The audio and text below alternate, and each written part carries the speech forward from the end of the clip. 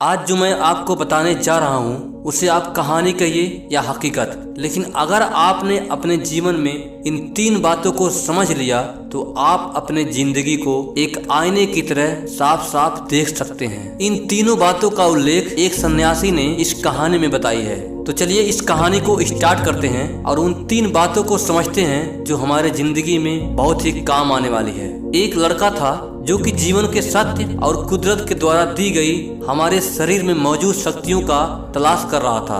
उसे किसी ऐसे आत्मज्ञानी व्यक्ति की जरूरत थी जो उसे जीवन के रहस्य को बता सके, और वह इसी तलाश के लिए निकल पड़ा। कई जगह गया, महीनों तक भटका, लेकिन उसे कोई आत्मज्ञानी पुरुष नहीं मिला जो उसे जीवन के रहस्य को बता सके। फिर वह एक रात किसी गांव में ठहरा और गांव वालों से अपनी बात बताई।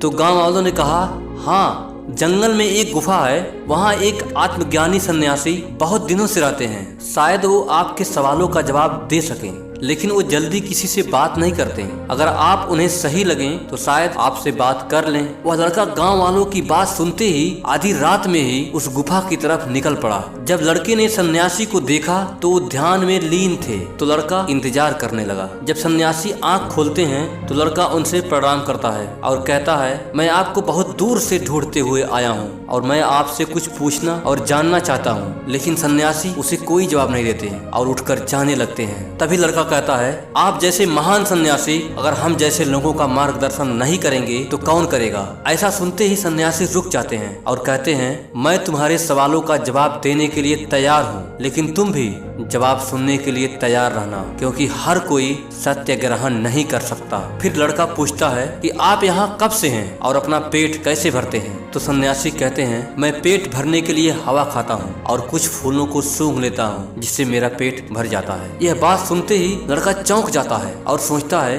भला कोई हवा खाकर कैसे रह सकता है। फिर लड़का उनसे बहुत से सवाल पूछता है और अंत में वह अपना सवाल पूछता है जिसके लिए वह आया था। लड़का कहता है, अगर कोई आपकी तरह अपने अंदर मौजूद चमत्कारी शक्तियों का प्रयोग करना चाहे तो उसे क्या करना होगा, और एक साधारण मनुष्य उस अवस्था तक कैसे पहुंच सकता है। कृपया आप हमारा मार्गदर्शन करें। तब सन्यासी उन 3 बातों को बताते हैं जो बहुत ही गहरी और हमारे जीवन में काम में आने वाली है। पहली बात, इस दुनिया में सारा चमत्कार हवा में छुपा है। अगर कोई सही तरीके से सांस लेना सीख जाए और हवा को अपने शरीर और दिमाग के बंद कोष्ठों तक पहुंचाना सीख जाए तो उसके शरीर के बंद हिस्से खुलने लगेंगे और उसके अंदर एक अनोखी शक्ति का जन्म होगा। जितनी मात्रा में एक कोष्ठ खुलते हैं उतनी ही मात्रा में हमारा दिमाग और शरीर हल्का होता चला जाता है, और उस अवस्था में कुदरत की चमत्कारी शक्ति सबसे ज्यादा एक्टिव होती है।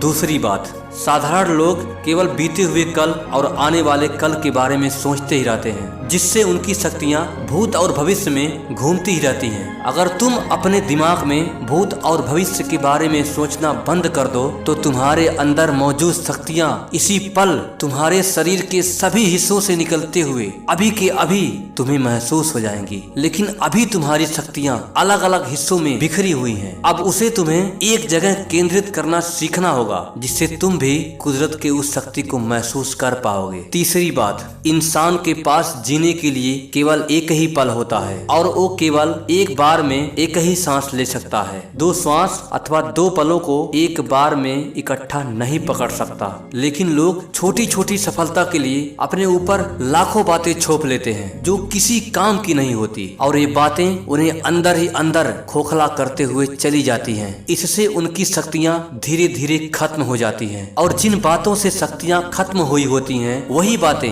शरीर में कचरे के रूप में बैठ जाती हैं, और शक्तियाँ ना रहने के कारण उन्हें बीमारी, मानसिक रोग और तनाव होने लगता है, और वह धीरे धीरे नष्ट होने लगते हैं। अब लोग सोचते हैं कि हम सन्यासी चमत्कारी होते हैं, लेकिन इस पृथ्वी पर चमत्कार जैसा कुछ भी नहीं है। बस लोग अपने अंदर मौजूद शक्तियों को पहचानना ही भूल गए हैं, और जो उन शक्तियों का प्रयोग करना जानता है लोग उन्हें चमत्कारी कहते हैं। कुदरत की शक्ति कहो या चमत्कार कहो, हर किसी के अंदर मौजूद है। बस हिम्मत वाला व्यक्ति चाहिए जो अपने आप को पहचानने की हिम्मत रखता हो कि मैं जीवन के सत्य और कुदरत के उन शक्तियों को जान के रहूंगा, और जो अपने आप को जान लिया वह दुनिया को जान लिया।